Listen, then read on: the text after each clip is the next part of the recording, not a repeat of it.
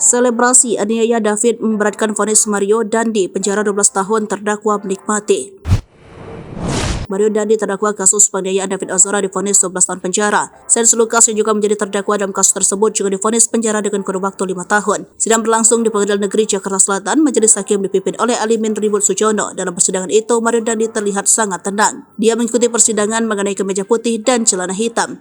Mario Dandi mengenakan masker hitam selama persidangan. Pengacara Mario Dandi setelah persidangan mengatakan akan pikir-pikir atas vonis majelis hakim. Selebrasi dianggap satu hal yang memberatkan vonis Mario Dandi Satrio 20 tahun. Atas aksinya itu, David Ozora sempat koma dan mengalami cacat permanen di otak.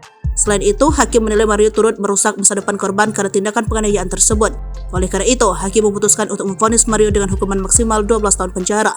Mario terbukti secara sah dan meyakinkan bersalah melakukan penganiayaan berat dengan rencana lebih dulu terhadap korban.